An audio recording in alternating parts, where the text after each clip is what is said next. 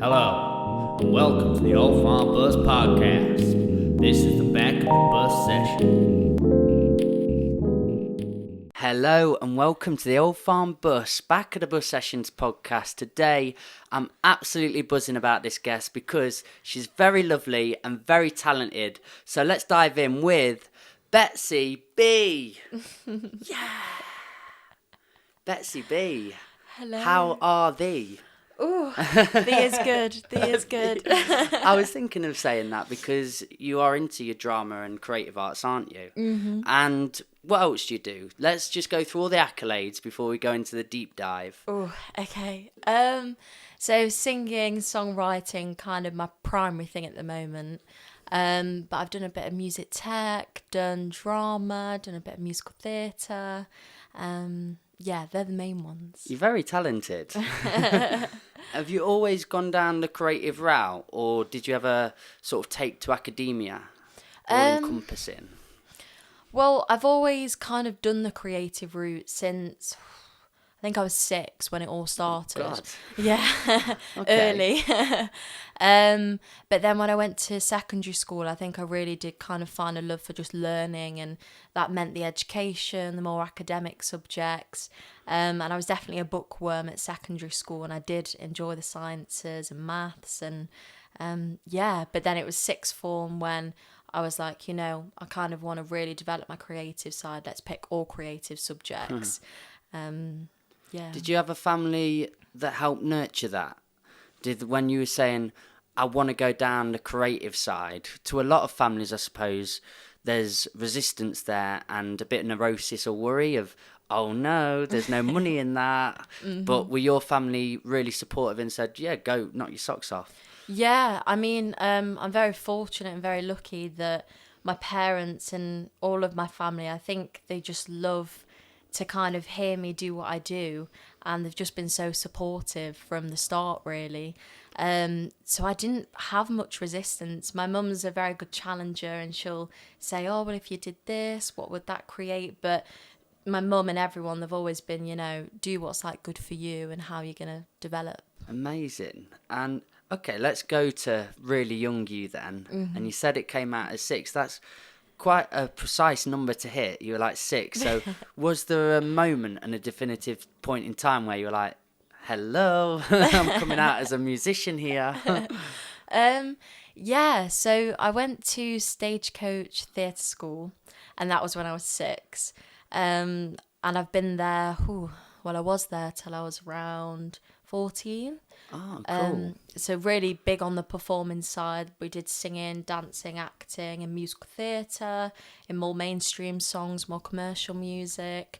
And I'd just been doing horse riding before that, and then I was like, oh, actually, I'm going to change my hobby and do theatre, which my mum's friend kind of said, oh, maybe Betsey will like it.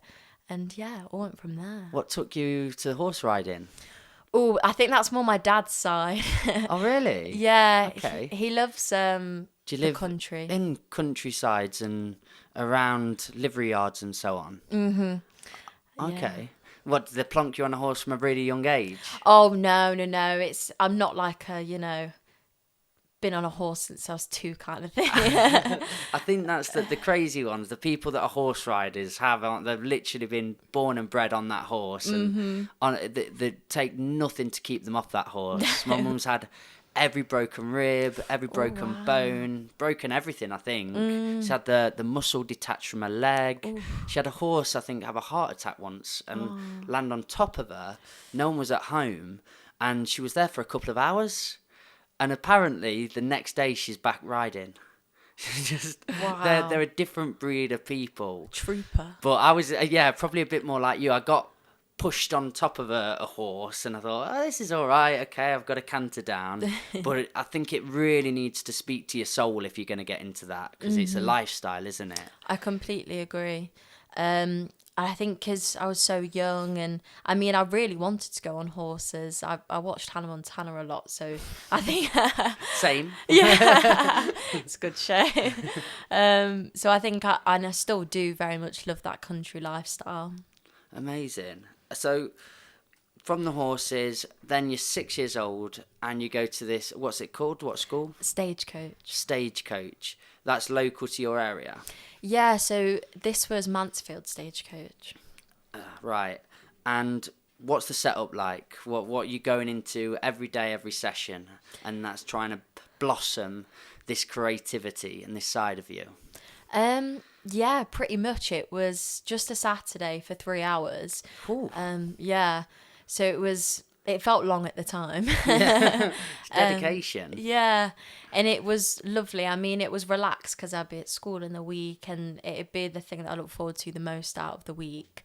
And my mum would take me, and it was just such a lovely 3 hours to meet different people, creative people, and ultimately at that time build the confidence. And predominantly you're doing drama-based activities. Yeah. For a young person listening to this now, why do you think drama is a good route to go down? Ooh, that's a good one.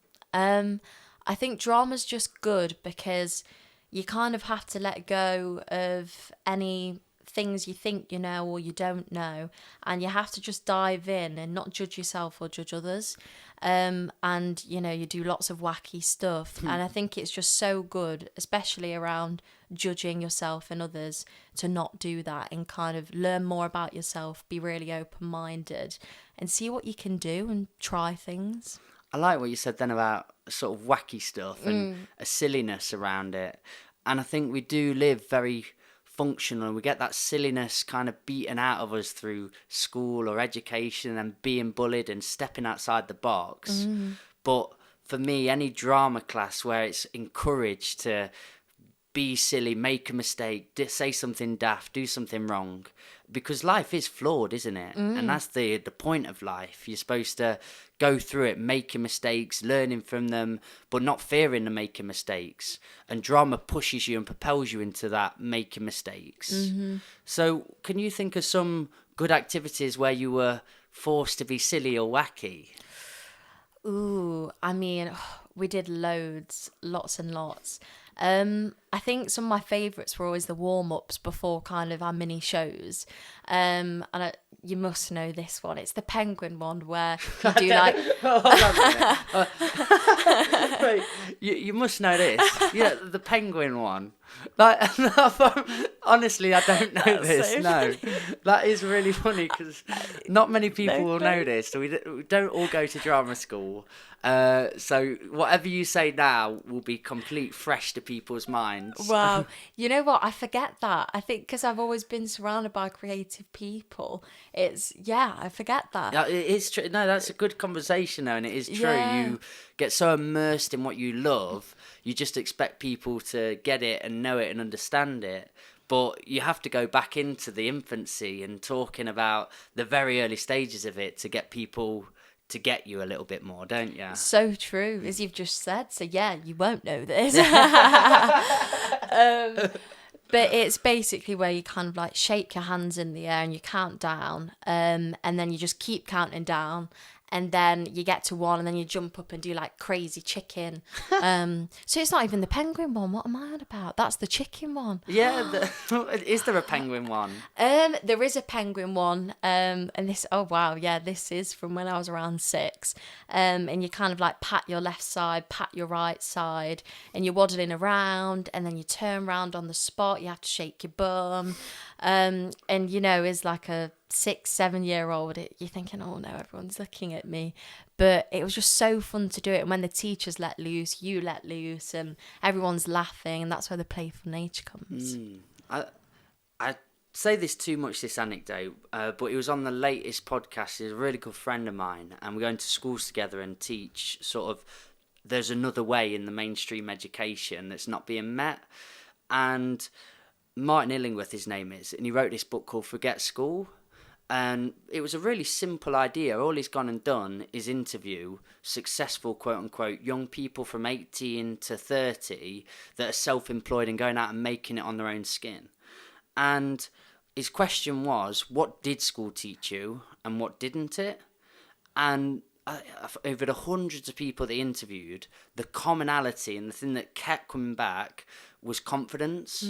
I had to, outside of school, learn confidence. And there's nowhere in the curriculum that really exists. It's all knowledge-based, very academic. Here's the question, what's the answer? Here's the question, what's the answer? You're not really encouraged to explore and think for yourself.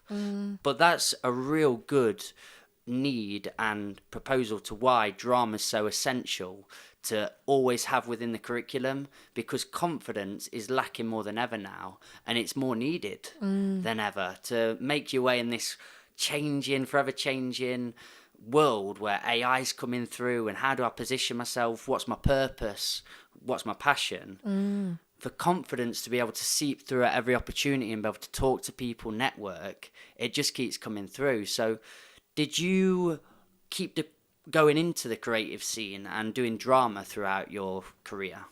Yeah, so I've done drama from then up until now, really.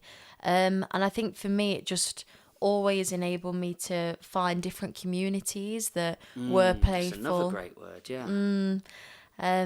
Yeah, and just make me feel like I belong to something where it's kind of, like your own family. And like what you said with school, it was secondary school when I joined the musical theatre community. And without that, because I went to school not knowing anyone, it literally gave me friends kind of from day one that are still some of my best friends now. And yeah, I think I would have been lost without that community. Yeah, and an expression. I always know when I've met somebody that's done drama down the path. On this podcast, a lot of the time, halfway through I go, did you go to drama classes? And like, yeah, why? I go, it just tells in your whole personality, the way you hold yourself, the way you think about things. You allowed space and pauses. You can tell I've never been to a drama class. But with all that then, what about the singing? Were you encouraged in drama to start singing and be in choirs and stuff? Yeah.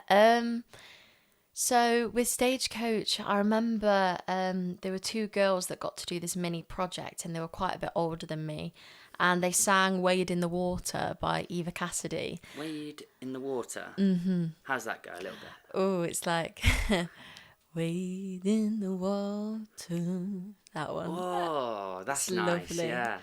I just wanted you to sing. Oh, something, yeah. yeah. I felt that. I was like, oh. We could just do a whole musical on you. Wade in the water. That's good. Yeah.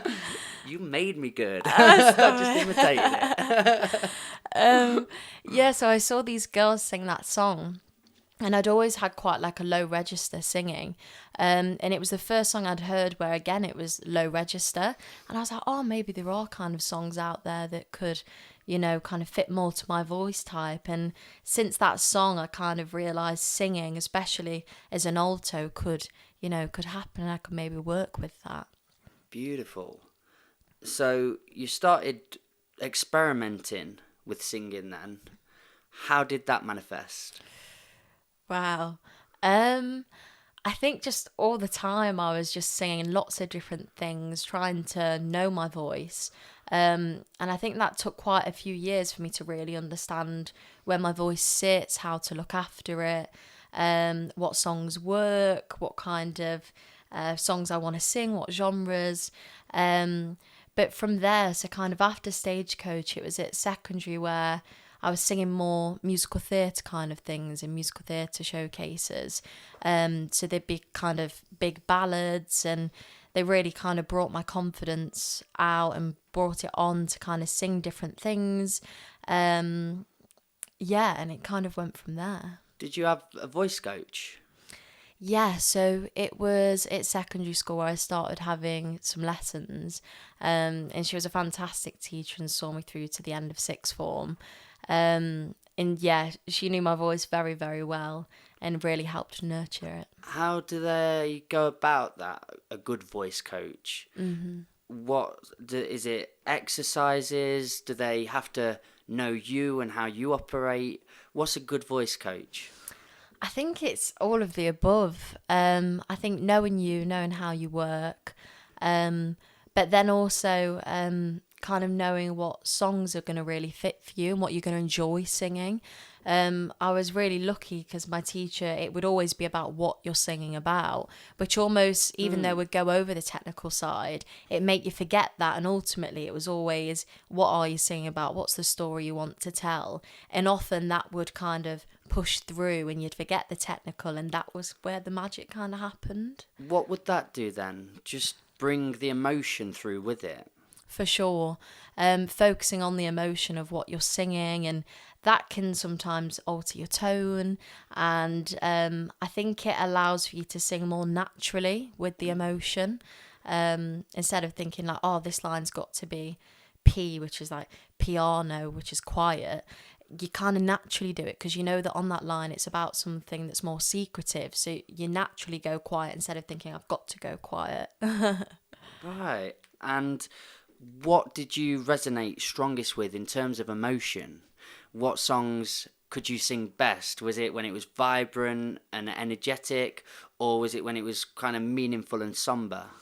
I think I've always been more meaningful and somber. I tend to find that the more quicker ones, fast-paced, I can lose it a little bit if I'm not kind of, on it and on that flow. So the more slower ones, I think it just allows me to really give time to every word I'm saying. And what is it about that particular emotion, though, saying the somber side of things and that resonating strongest? Does that mean in your sort of childhood and school times there was a bit of a somber feeling that you could reflect with a bit more? And where did that transcend from, if that was the case? I think as a child, I was always quite the opposite. I was never a somber child, which is the really ironic thing. It's a good thing to hear. Yeah. I wanted to know that you were bubbly and happy, but Yeah. I just wondered, as it came out into your music and that's what you seem to sing best with, it made a bit of a sense to put a commonality of, I wonder if you went through pain as a child and that come out in your music. No, so I think the somber side, it kind of comes from me being quite reflective. I'd say I've always been quite a reflective child. I think often I kind of just go through things, experience new things and not overthink too much, which I really enjoyed as a kid. But then afterwards I think, oh, maybe, should I have done it that way? Should I not? And I think I've always kind of taken that time to really reflect on things I've gone through to just do the next thing a little more suited to me, what feels better. That's incredible. So then you've got this vocal coach, you're finding your sound and you're finding your style. What was the first gig where she put you in front of and you were tested in front of a bunch of people that weren't just mum and dad and vocal coach? Ooh, so the first one, I think, because she was a teacher, she kind of saw me within school. So the singing that I did outside of school tended to be more just me doing that on my own. So she didn't actually get to see kind of when I was going down the singer-songwriter avenue. So within school, I think it must have been... it wasn't Les Mis, it was definitely in a musical. I'd almost say, Legally Blonde, I think, was the first musical. Legally, I was just laughing because you got this 28-year-old big bloke in front of you. I'm kind of muscly, guys. But I was laughing because as a kid, do you know when you get stuck on a loop of watching a film? Mine was Legally Blonde, and I don't know why it was. I must have been 12, 13, maybe 14, but I just really enjoed that film. That's brilliant. What was the Bend and Snap song? Yeah, that's Bend the one. and Snap. Just had a great story to it. It was that in Greece. Oh, I don't know why I didn't become musical. I know. Great songs. So much in there. But yeah, what were you doing in Legally Blonde? So that was playing Paulette, who does the Bend and Snap song. Funny enough. Did you have to do American accents? Oh, yeah. Yeah. Go on then. A bit of a, You're we're getting back you're in my line monkey today. Yeah. Do a song in an American accent. Gosh, I had to work on that. Was it that accent? No, it was the accent for West Side Story that I really had to work on. Oh, that's very. What is that? New York, isn't it? Yeah, New York, like, Puerto Rican, yeah. Oh, of course, yeah. Because I played Anita, so yeah, I said Puerto Rican. Oh gosh, Say it. What is it? Puerto Rican. Puerto Rican. What did I sound like? Puerto Rican. No, that's good. No, it's not bad. Yeah. I said Puerto Rican. Yeah. Yeah. But yeah, gosh, the rehearsals for that, I think in some I just sounded Jamaican. I was really butchering the accent and. Accents are interesting. How do they teach you to do accents at drama school? Is it pronunciation of words and just changing the syllables up and so on? Do you really have to investigate language? Oh yeah, so much. In doing this course in Oxford this year with the drama school, which I did, it really showed how the research kind of just doesn't stop. It's, it's looking at all the videos online. It's really getting the dialect right. It's how you're using your mouth, how they use their mouth muscles. Going around people like that if you can. There's so much work to kind of do to get that perfect accent. Have you got a perfect accent? You know what? I'd say I've not invested the time to get a perfect accent. But I know some others that really do. They will sit, day in, day out on YouTube and perfect it. It really throws me off when I see my favourite actor and he starts deploying an accent. And so I think Leonardo DiCaprio did it in Django. Oh, yeah. Yeah, his really strong, thick Southern American accent in there, I believe. Mm-hmm. Just my memory back to it, I think. But yeah, I'm trying to think of a few more people that I've watched the film and then they come on, I'm really excited, they do this accent, I'm like, what is happening? But to be able to do that throughout the whole film, there's some actors that can really do that, but there's some that really can't. I think Quentin Tarantino. Oh yeah, he's just not the best actor, really, is he? He can definitely write a story. Amazing. But sometimes you think, don't put yourself in your own films too much. So, did you get into doing film at all? It was always something I wanted to get into. And I did touch on it a little bit at the Oxford course this year. We did some lessons in film.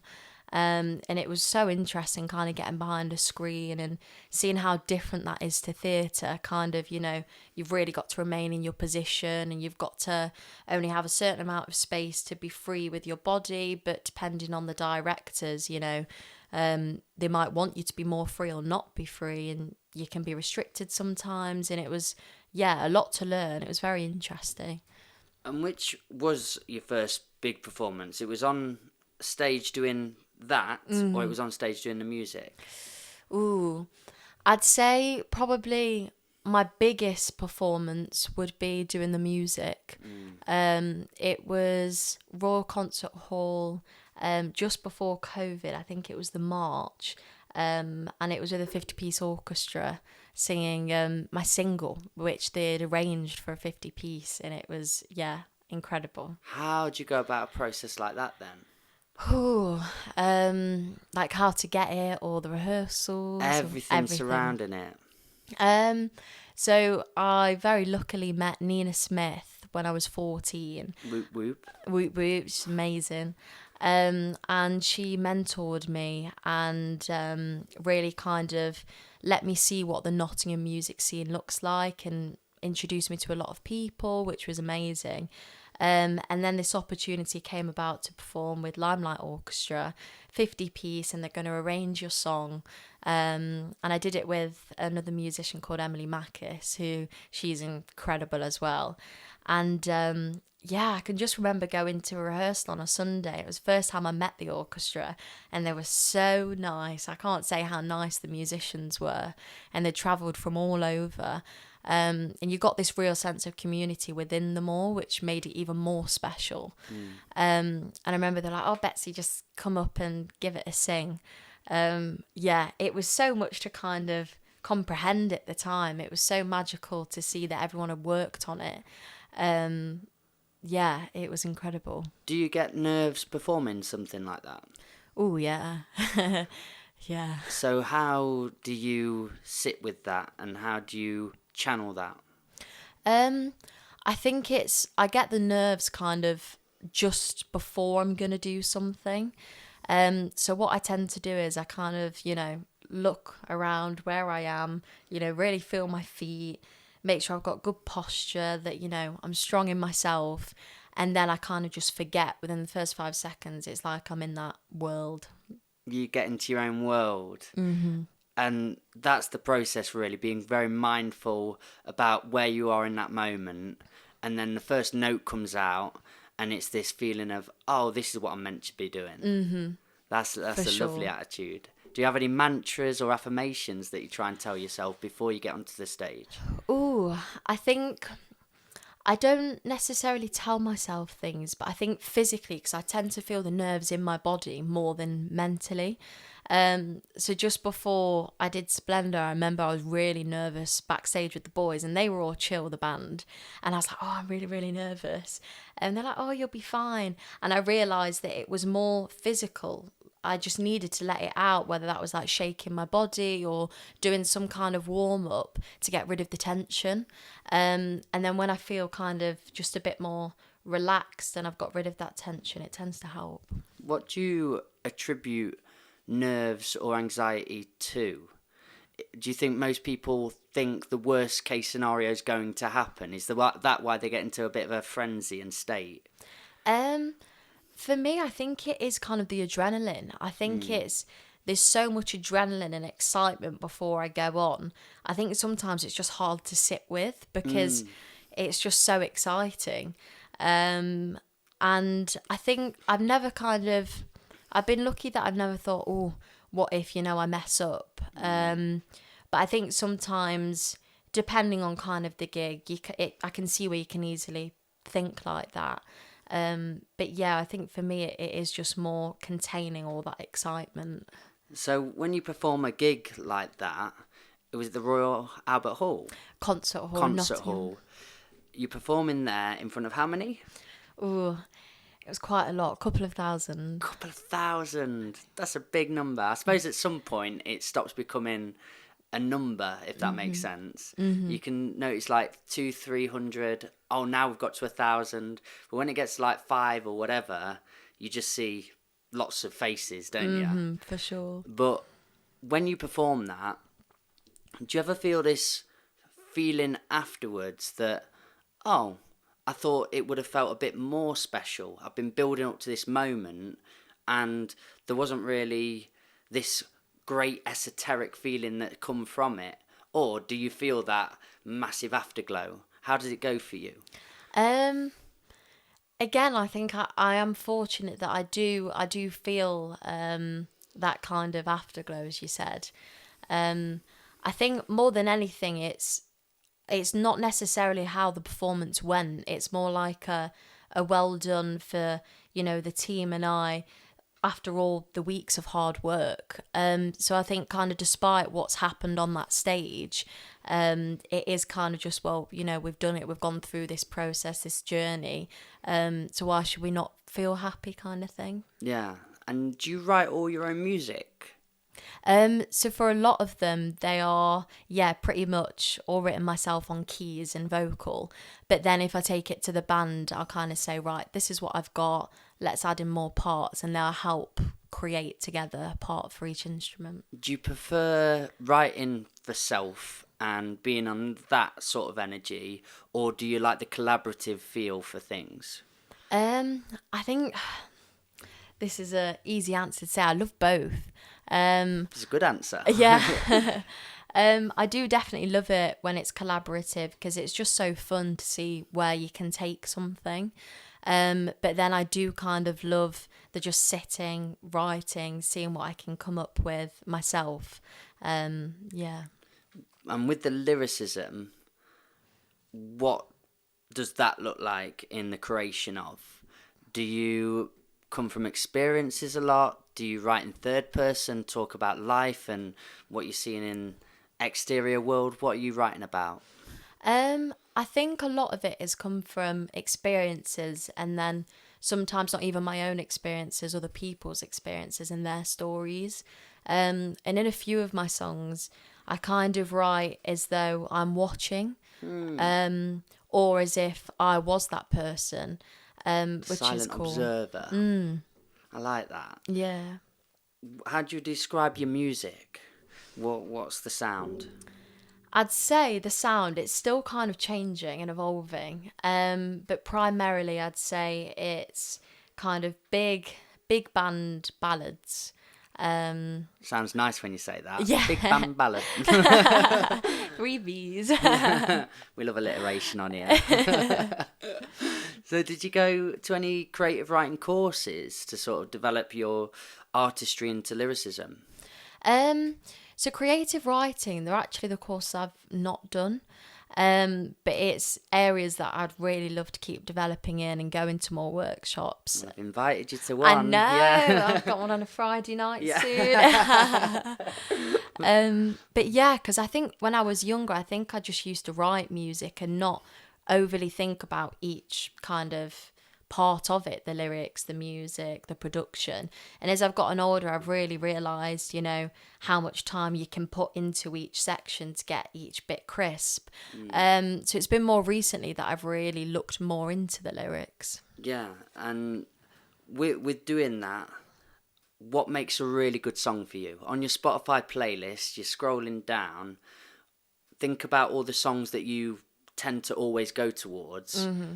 Do they have something in common? I think they do. A lot of the artists that I like, I'm a bit of an old soul. I kind of really like artists like Tom Jones, Etta James, yeah. And I think it's... Sam Cooke, Otis Redding? Yeah, soul for stuff. sure. Oh, yeah. You can come back. My mate's got loads of tattoos on him and he's got all the old schoolers on there. No way. Sam Cooke, Otis Redding. Oh, wow. Biggie. That's incredible. It's pretty old school. Yeah. Yeah, I mean, I think they are kind of soulful, and I think that really shows in their lyrics. I love old sort of lyricism, and back in the day that the vibe was just get together, have a good time, be in love, but they all got to say it in their own way. And there is something and that was mainstream though. That was the consensus. That was what everyone was in and doing and feeling. And it emanated and built that feeling. The stuff that I can hear now in the mainstream, I love lyricism. There's just something I've always navigated towards in a song is what are they saying to me? What's the meat of this? Yeah. And that seems to have taken a bit of a knock of recent. It doesn't seem like there's any emphasis or bother in what are we telling the people. Do you know what I mean? I agree. So yeah. do you make sure that you are conscious of that when you're writing? Yeah. I think it kind of comes with like how I tend to write as well. And it's similar to kind of, you know, how the oldies used to write, kind of the get together, what am I feeling, which feels really connected, you know, kind of going, what do I want to write about? It shows testament to them times, doesn't it? Because I'm not saying there wasn't hardship back then. There was a lot of the Great Depression and so on, but really, when you listen to the music and you listen to what was going on in them times, there was a lot of togetherness, a lot of community. And I think now if I reflect to lyricism, it's a little bit more showboaty and boasting and just, I am the shit. And you're like, yeah, okay, there's got a place for that. And, you know, certain scenes really adhere to it than others. Yeah. I'm thinking of the grime scene now. Yeah. It's all about just being the man, being the fire. And you're like, okay, cool. But what's the consciousness spilling out through here? What are people taking away? You know, it's that Sam Cooke, I was born, and you're like, oh, feed my soul. Straight away. It's in here. For sure. Where my family? Get here, guys. Yeah. Let's feel this together. Where my mates? So that does definitely transcend and come across through old times to new. I agree. I like this conversation. Me too. So, where did you feel like your music started propelling? Was it after that gig that you did at the concert hall? You're seeing thousands of faces, you've just had the gig of your life, you had the afterglow, you're like, oh, this is what I'm supposed to be doing. So what journey did you take after that?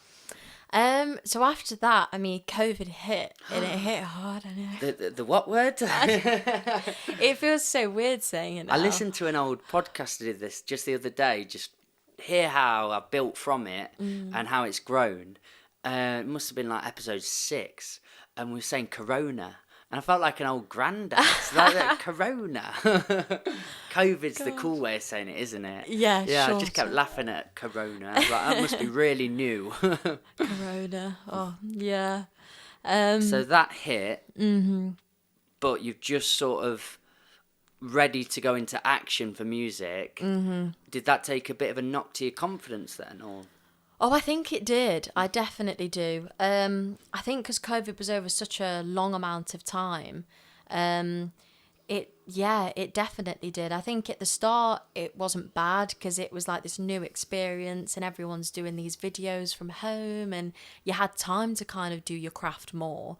But then, you know, after a few more months, I think just not being around people and you kind of having so much time by yourself, it did. Even though I'd like to say it didn't, I think it definitely did. And what did you do then through these hard times? Did you take a bit of a backseat, slob out, watch Netflix? Or did you have a bit of a think to yourself and think about how you're going to position yourself in these times and utilise it for your potential?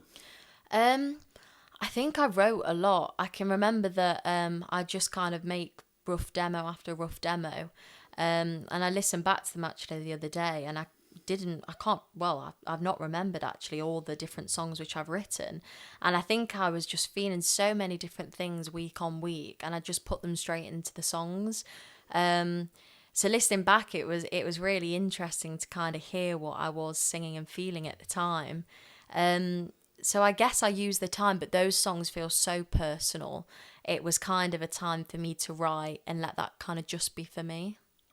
Do you sometimes write then just for you? Yeah. I think that's important to recognise as a writer, that you need to think about what the audience want and keep it entertaining and not go on too much jargon and just make sure every word has a place in that piece of art. But then also it is nice to have a place for yourself and they're probably the most powerful pieces of art you'll ever write, is the ones where you're having a conversation with yourself and to your soul, and that they never have to be seen by anybody again. But that's a good exercise to go into your writing when you're thinking about what the audience want to hear too. So you do both things there.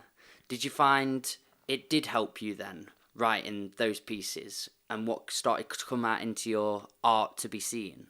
Yeah, I think it definitely did. I remember one song which was called Little by Little. That was probably my favourite of all of the ones I wrote in COVID. It was just so lyrically accurate. I don't think I'd ever kind of communicated. That's nice. Lyrically accurate. I love that. That's a really nice way of putting it. I know, I wasn't sure actually how that come out. No, it suited. Yeah, lyrically accurate. It's meaning exactly what you wanted to say. Yeah, literally that. Which I'm gonna nick nice. that. Honestly, do it. 100%. Lyrically accurate. I've never said it before. Them two together make such a nice accompaniment. Okay, and then do you have a bedroom setup? Are you recording? Yeah, little bedroom setup. And I mean, it's nothing crazy. It's like my laptop, little MIDI keyboard. Oh, I've got one of them. Have you? Never used it. Oh, really? I got it in, again, COVID times, 2-3 years ago. But I just found it was as easy to type on my keyboard when I'm using Logic. But yeah, because you kind of do have to have a bit of a setup. And at the time, I was just doing YouTube tutorial. So my MacBook was in front of me, bowl of cereal there. Nice. I was doing it on there. But were you doing a similar thing then? You were learning at home? Yeah. MIDI keyboard, MIDI. MacBook. What mic were you using? I think it was literally just like a Shure kind of one you take gigging microphone, and just plugged it in. So then you're learning the music tech side of things. Have you got Logic or? Yeah, I got Logic. I think I got that in COVID, which was like a yes moment. So are you doing YouTube tutorials too? So, as in making them? Yeah. Oh, I've never made a YouTube tutorial. No, oh, sorry. Are you doing them to learn and advance your skills? Oh, yeah, for sure. Yeah. And I mean, when schooling picked back up as well, even though it was still online, I kind of learned through the Music Tech A level. Oh, so you got a bit of both sides of the spectrum. Right. And are you doing your own music? That's what you're producing? Or are you just doing that for escapism and fun? I think again it was a bit of both. I think I wanted to learn to kind of understand more about the production to bring that to my music, but then also it is nice when you kind of just have fun with it, kind of no aim, see what you can create. Just play. And what can you play? What instruments? It's piano and guitar, and I'd say quite basic. I'm very much like a chordal person, and then I might do some twiddly bits with the right hand. So optimally, would you just be on a stage singing and enjoying yourself? Yeah. Don't have to think about instruments or anything like that. You just want to be in the front with the mic, giving it your all. Mm-hmm. Nice. So what is your direction then with music? I know I've seen you on Spotify. Mm-hmm. You've got a debut track out. Mm-hmm. Not much else. No. No, and that wasn't an attack. No, I know. But how come? What has that been taught to you? Have you had conversations surrounding that oh, don't convolute yourself, don't put too much out and saturate it. Just put the best possible stuff out. Or was that conscious decision through you of I only want to put my best stuff out? I think it's a bit of all of that. After COVID, I think there was kind of a pause on getting in like a proper studio and recording that way. So there was definitely a pause after then. And then I think when we kind of looked at the songs I had, a lot of them were the personal ones. Some kind of just didn't feel right to release, just to keep them personal.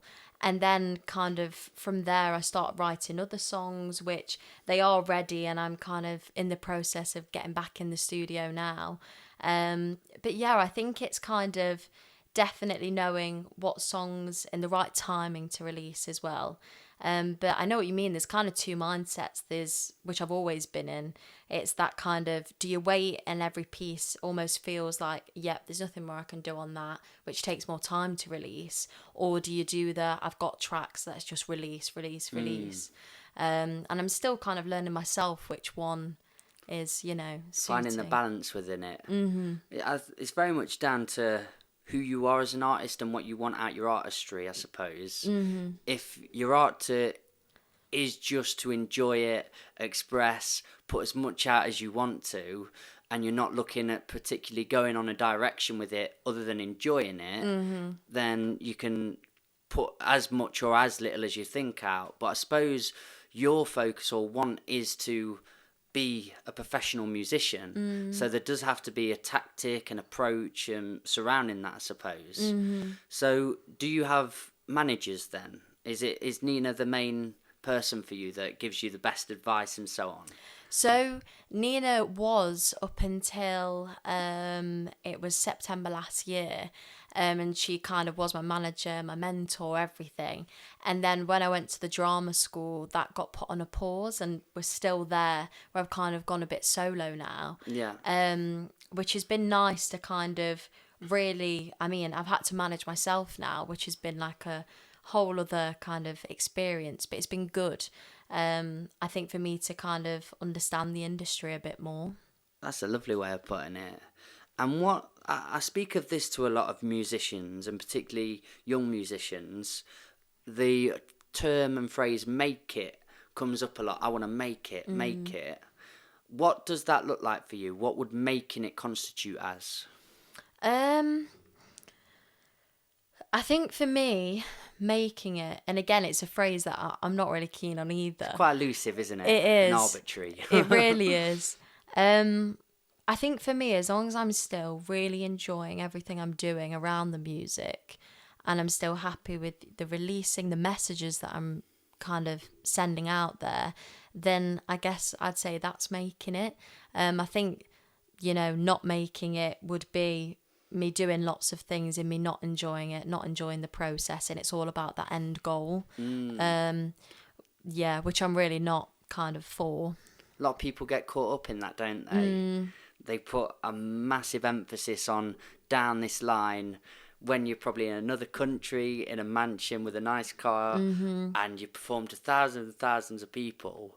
But you even hear those stories online and you listen to those interviews, and so many famous people go, oh no, I was sold a lie, got all the way here, so I missed the dance on the way.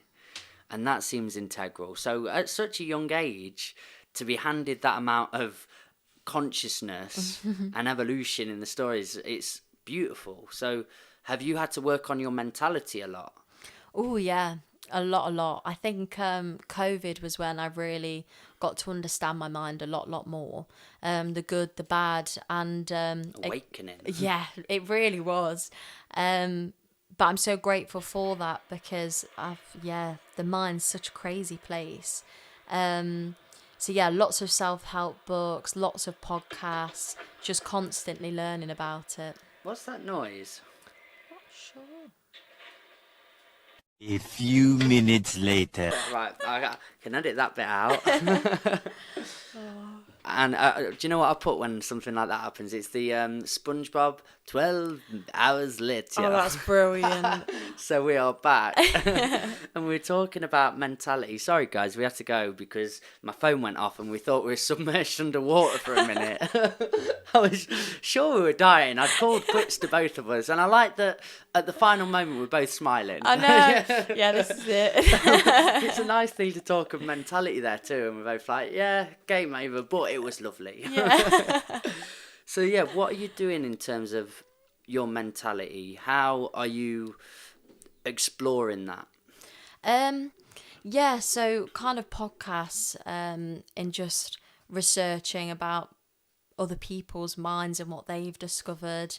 And the biggest thing I'd probably say at the minute is stillness is one I really like. In just time, with how busy the world can be and new challenges that get thrown at you, just making sure that I've got time to sit with myself and really see how I'm feeling about these situations, and to not put that onto other people, to ask myself, that's sitting with yourself.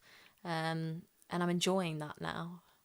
And you embody that and it oozes from you. Have you always had stillness ingrained in your life? Is that through parents showcasing it or so on? I think it's a mix. I think my family, we've kind of always had that element of it, especially around others. I think we can kind of really speak to ourselves when we need to. But then I think there can be another side where we're very open family as well. And we kind of can talk for ages, which has been such a beautiful thing, that we can share our thoughts and feelings with each other very openly. There's no judgment there. But I think through COVID, I think we've all kind of learned, and especially myself, that even if, say, family members can't be there or people can't, be there to listen, can you do that for yourself?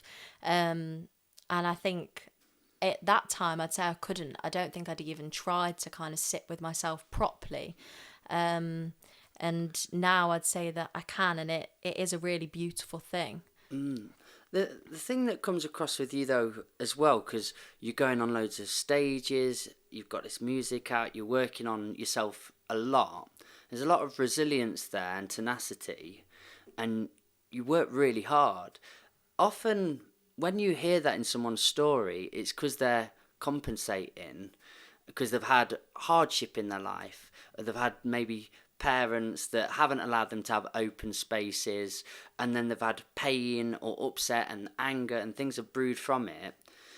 You sometimes find with people that have had archetypal, and what I want for everybody is an archetypal, nice lifestyle, home life existence, but a thing that can potentially lack, and this is a bit of a generalisation, but can happen, is if you've not seen what I just expressed then in your life, it doesn't make you push really hard in directions, but you seem really driven.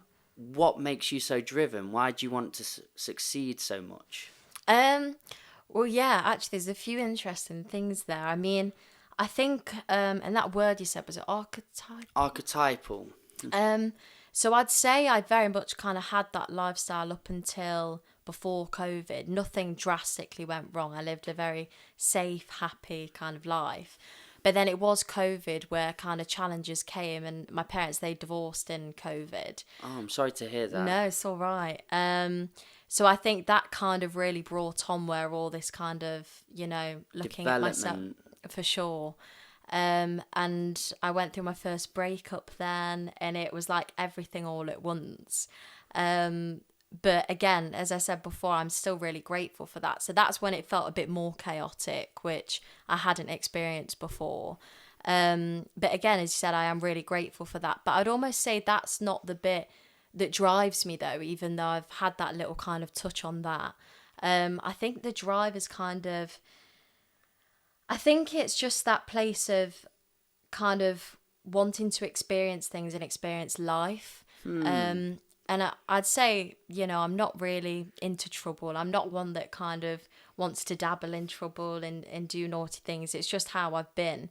But I find that through these new experiences and pushing myself in uncomfortable ways, but in ways which I see as better and healthy for myself, but which is still hard, I find that that's my little, cheeky trouble by doing that. So I think it's doing the difficult things, but which I know that are going to be good for me as a person to grow. Dude, that's going to be a snippet of the podcast. I got such a good feeling then. I was thinking, mate, the young people that would benefit from hearing what you just said then is such an important way about it, because spending your time on bettering yourself and learning something hard and the challenge in that, and then the reward after, and the accomplishment and the pride that you feels so much stronger and lasting than just going on the park, getting hammered, having a fight, sleeping with somebody and getting the police down to the park. It is exhilarating at the time, but it's the aftermath of the depletion and the hollowness that you get from that. But the other way literally sets you for life. And yeah, I just really love that about you. And I think it's important for people, particularly young people, to understand there are those two ways about it. So yeah, that sounds like something that you've just picked up along the way and discovered. And well done you. Thank you. The other thing you spoke about was podcasts and audiobooks, and something we were speaking about before, and I was like, no way did you just mention that. But one of the books was Chimp Paradox. Do you know who wrote that? Somebody Peterson. I want to say I do. Peters. Jordan Peters. No. Somebody Peters, I think it is. We'll go with that. I'll pop it in, guys. But was that the first sort of self-help and self-development book that you went down the path of? I don't think it was. I think there was a few which I tried like a year ago. I think there was one called... Can I swear on this? Oh, please do, yeah. I think I've said 3. Have you? I think I've said shit, fuck, and bugger. But it was called the Fuck It book. Don't know if you've read that. Yeah. I've got the small... There's different, I believe, sizes of that book. So there's one that's more done in pictures. Oh, cool. I believe. So I've seen that. I like my books in pictures, mate. Yeah. But yeah, I have got a little copy of it. But I think there's a real in-depth book of that too. So did you do that one? Yeah, I think it's that one. But actually, I think I started it and Subtle didn't art, finish not giving a fuck, is it? Or is it called Fuck It? I think it might literally be called Fuck It. I love your hesitance to swear. It's so sweet and pure. It's fuck it. Okay. That's so funny. Oh, it's ace. So you read that. It hit inside it. No, it was. I think I started it, but I didn't finish it. I think I can't fully You were like, remember. fuck it. Yeah. I was like, right, I understand the book now. 1 page done. Yeah. I think it was just a mindset which I hadn't had before. And I think in some ways I kind of liked that attitude, but then in others, something about it felt quite aggressive. And not you. Yeah. And if you're not being authentic, That's it. and it's not who you truly are, then that takes a lot of awareness to be able to go, okay, I see this has got its place, but I'm gonna make this contrived if I try and deploy it. Yeah. So there must be something more suited to me. For sure. And then I think it was Chimp Paradox, which I read. So that was this February. And it just really rung true to me, especially with kind of the emotions we feel and how you can be aware to them and kind of still meet the needs of yourself, but how to control it as well. And I just found that imagining that chimp, I'm quite a visual person. I like to, when I read things, I very much kind of see what I'm reading. Put yourself in there, like Jumanji. Yeah. Love that film. Don't get too far in there though. No. You'll get lost. Yeah, I like to visualize things, and it just helped because there's diagrams in the book and you can see your mind in this different way, and it's so nice to be able to look into that. And what did you notice then in yourself that this book was saying, and what did you learn?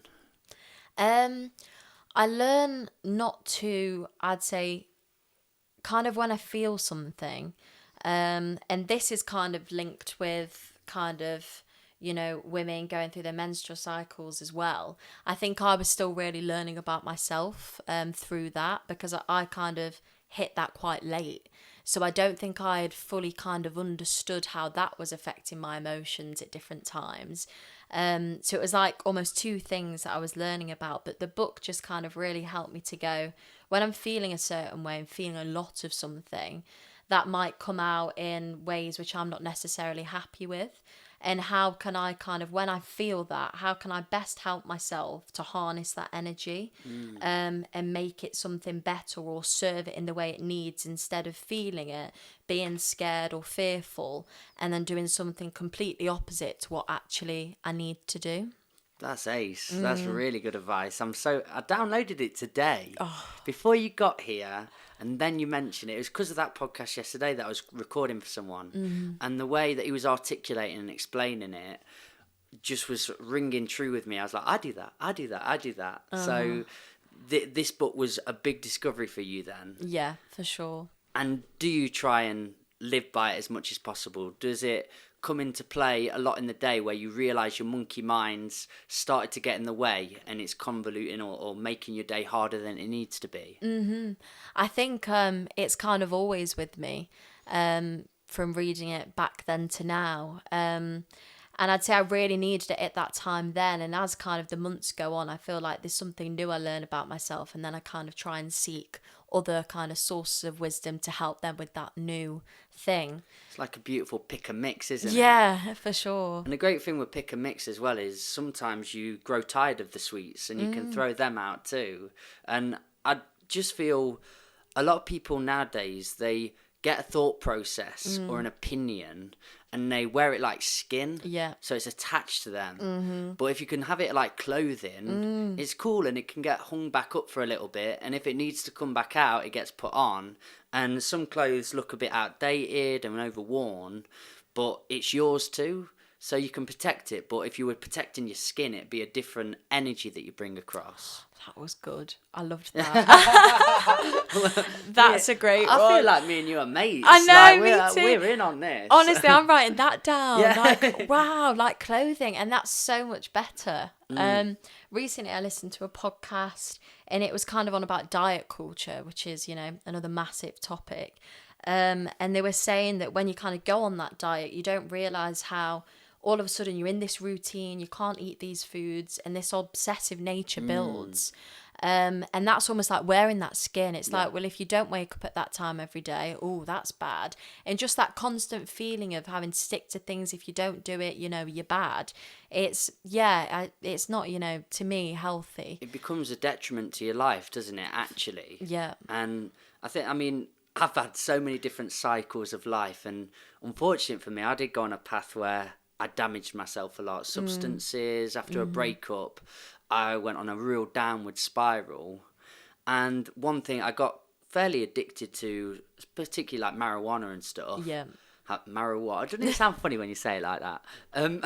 But I think there's some really important questions to ask yourself, like, is this really financially messing me up? Is it messing up my friendships? Is it messing up my family life, my mental stability? And I was going through all them questions and answering on very face value of no, fine, and then I carry on. But if you can really do the rooted dig down and go, yeah, but really, is it? And that's where you've got to be reflective enough to go, okay, maybe this isn't good for me. So that can come with anything, can't it? When you've got an addiction, just have about 5 or 6, 7 questions that you can ask yourself.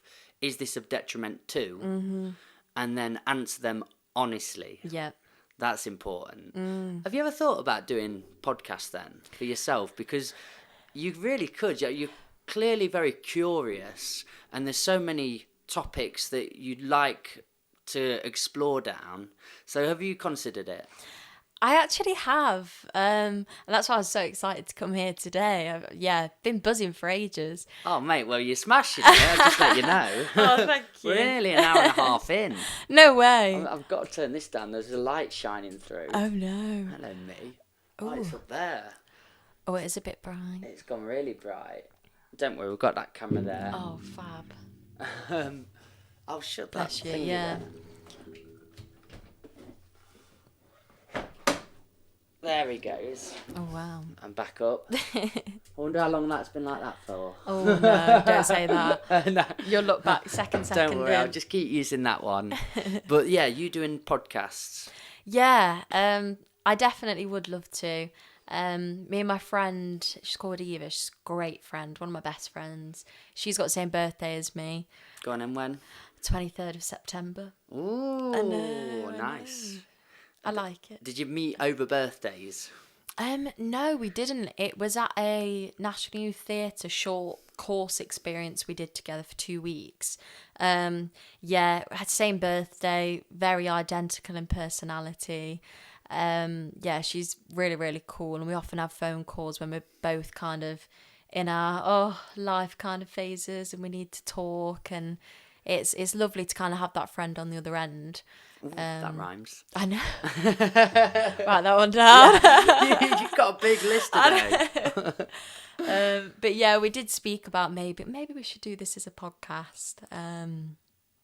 Yeah. What do you think the benefit of that would be? Do you feel the conversations that you two have are often very reflective then, and you feel that could be of service and help to people? Yeah, that they are very reflective. And I've got another friend, Hannah, who she's a very reflective friend as well. And I just know how much they benefit all of us and how that could be of use to others. But then, sometimes it's personal as well, and it's very much, it works for us, might not work for others. So there is that element too. It'd be good for you to explore that. I think you develop and learn so much in podcasts, because editing it all back and listening to yourself, you have to really look back at how you conduct yourself and how you hold a conversation. And there's so much benefit in people being able to listen back and hear who they are as a person and what they truly think. Because a lot of the time on here, I just say things, I don't even know if I believe in that thing. Yeah. I just put it out there. And then when I'm listening back, I get to really hone in on that. Is that my thought?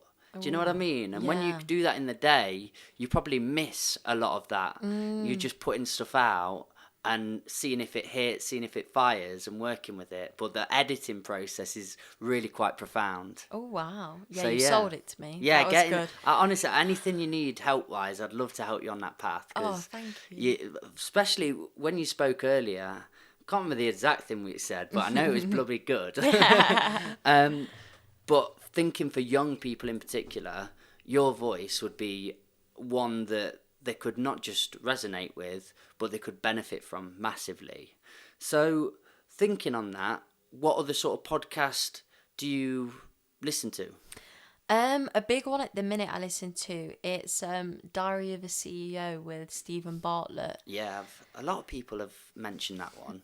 Why is it so good? I think, again, the questions that he asks, and it's not the same for every person he gets in, which is really cool because you can tell he's done like so much research about the person, and it's almost like he already knows, but is intrigued to then further delve into what the person says. Yeah, I think just that, and again, the long episodes, and each person he gets on, they're very different comedians, songwriters, and yeah. Passion-fueled people. Yeah, for sure. That makes a good conversation, doesn't it? Just two people really engaged on what is it to be passionate? What is that process? So something else you mentioned earlier about hormones and being young. Did you struggle with your hormones then? Yeah, so I did. So I didn't get a period I didn't get one. So I went to the hospital, and then they found that I had like a hormone imbalance. And that's why I hadn't started. So my puberty kicked in through the help of medication when I was 17, which felt and was quite late. And it was kind of crazy, actually, not how different I became, but kind of a lot of ways that I already was. It's crazy because that was like me before kind of I got the balance right. You hear that particularly with a lot of women. I mean, we all have hormones, and they're a lot of the reason to our struggles or our thirsts or whatever it is. But there's quite a few women that want to come on here and talk about menopause and how that affected that they were in this relationship, their life was in such a way, and then just this dip overnight in essence. But then how they found a TRT, so testosterone replacement treatment, is it? Or is that TRT? Have you heard of it? I think it is, yeah. But hormone replacements and so on, and that completely switched them back. But it feels like we don't learn anything about this in education. No. And the self-development and all this world of who you are, these are the hormones you're going to experience and how it may feel. It's just not spoken about. But that's why I feel podcasts are blossoming at such a rate now, is because it's free information on anything. Yeah. And you just got to type in, I'm sure you could type in spoons and somebody would be speaking passionately and avidly on spoons for a while. But it's just accessing the information that you need in that time. Definitely. And that's all I wanted a podcast to be, was exploring awesome people with awesome stories. And you've got that today. So yeah, you're thinking maybe you'd go down the self-development path in a podcast, but also there's potential for it to wander wherever it wishes. For sure, yeah. In topics like you said, I mean, the kind of hormone imbalance for me, I think it was a big part of my life, and it still is. So it's, even with my friends, it's an interesting topic to bring up and see how they experience it, because it just is so different for every person, and how it affects their everyday life. So it is cool to talk about. Oh, mate, well, maybe that's our next podcast together. It could be. Who Am I podcast. And just let's wander back to music for a second then. What's your next steps with the music? Where's your direction? Do you know, have you got a goal in mind? Yeah, I think it's very much kind of what this summer has been, and I've done the Rock City and then Splendor, and it's kind of the first time I've done it with the band as well, and they're a great bunch of guys. We've been together since year 8 at secondary school, I think. Two of the members, and then the others I've picked up in different years, but all a school band, and we're all connected in a few different ways. We've just had like such a fantastic summer doing those venues and playing music together, and I just kind of want that to continue through the next years. And we've got different kind of areas we want to go into, different venues we'd like to play, music that I definitely would love to release, so they're kind of the different goals, and keep doing it. And you're off to Manchester. Are you going to try and hit the open mic scene? Oh, yeah. Yeah. Straight away. Nailing it. Have you spotted them all out? So I think I've got a list on my phone, and I'm in like a Facebook group chat already. So I'm undercover. I'm ready to go. Is that your advice for somebody who's an artist and going into new towns and places? Would you just say get on as many open mics as possible? Yeah, I really would, because these open mics, you know, you don't know who's running them, and often they're linked with then a music organisation that runs in that city. And as soon as you kind of do those open mics, I just think it's the best way in, for sure. Do you feel you understand the industry now then? Have you got who you are as an artist and where you want to go down to a T, or is that always forever going to be evolving?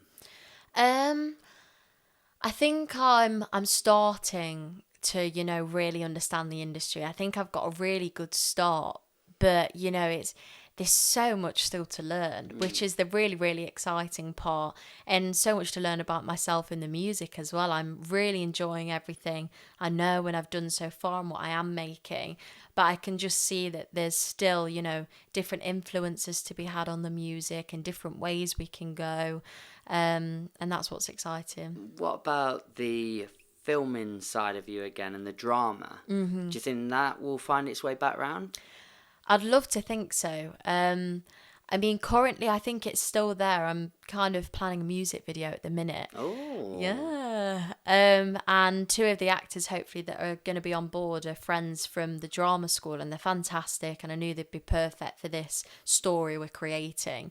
So it's fun how, even though I'm not acting, I can have more of like director role and still include it in the music. What do you feel to the director role? So, like, what kind of things do I do? Did you enjoy it? Oh, yeah, I think I do. And I think that's where the drama's kind of always fitted in with the music.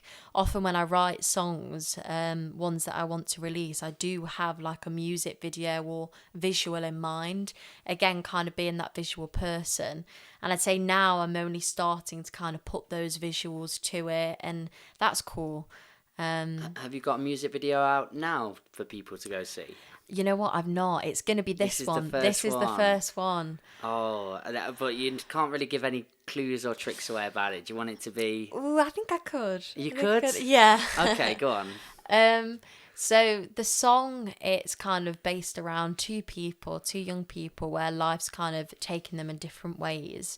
And through the shots that we're going to be creating, it's just really authentic shots of like a young couple, you know, those first walks that they have, those helping each other, you know, if they're doing schoolwork, all those like really little moments that kind of make that relationship as special as it is.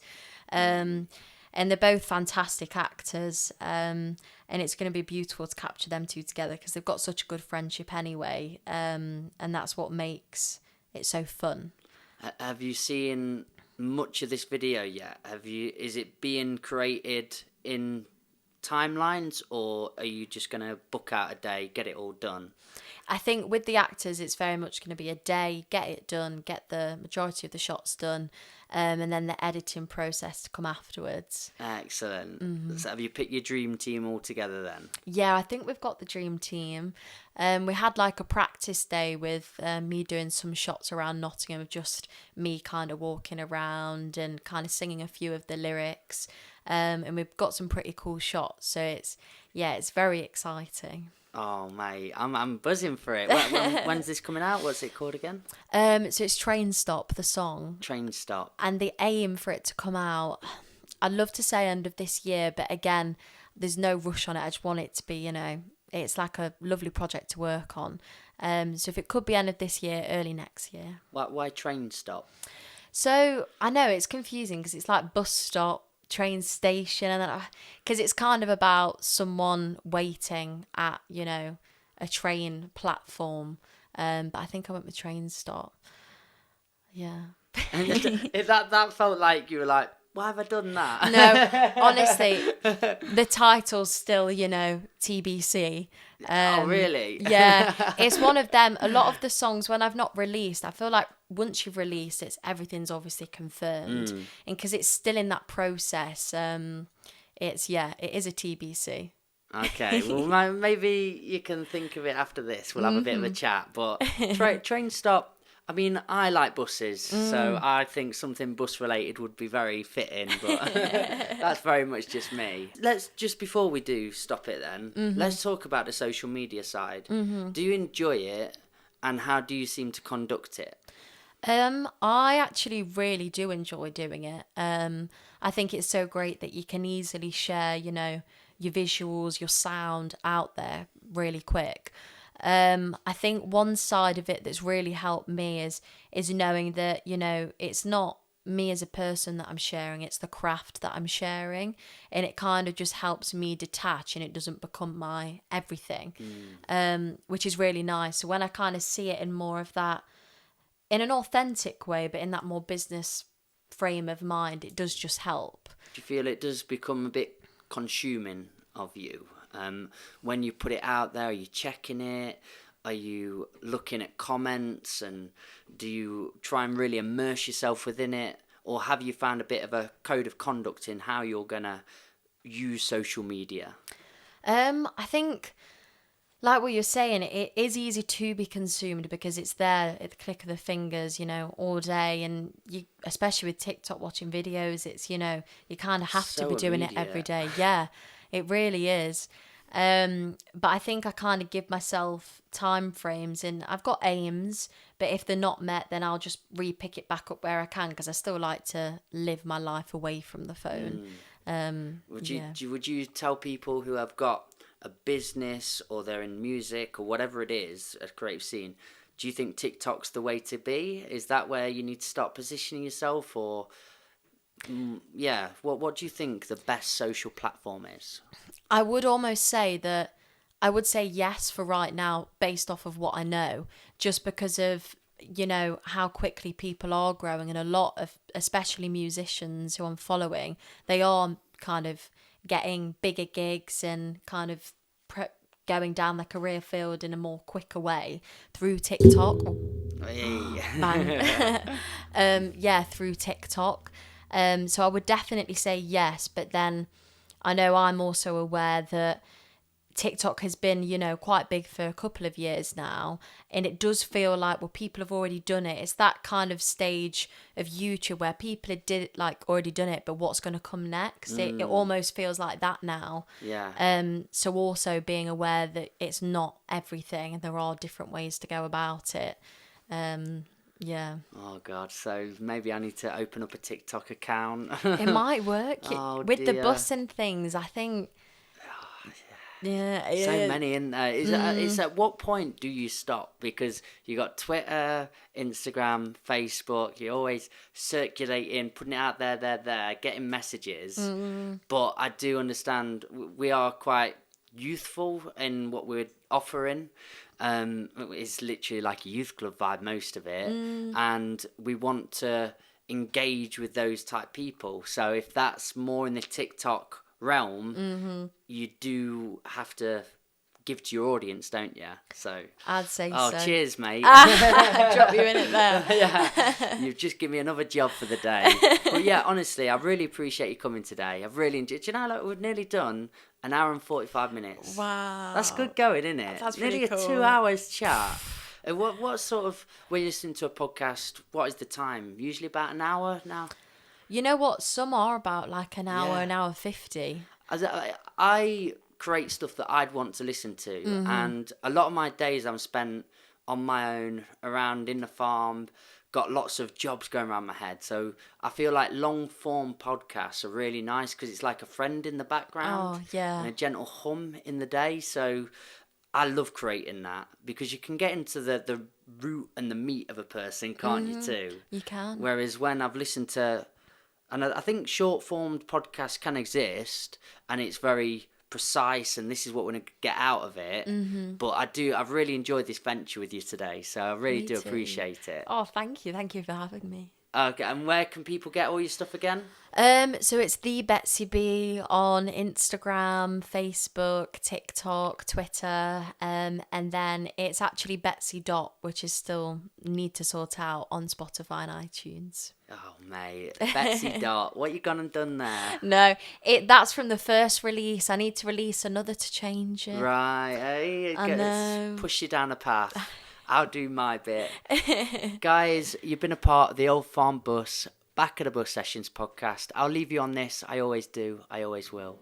Just be nice to one another, you beautiful set of buggers. See you later.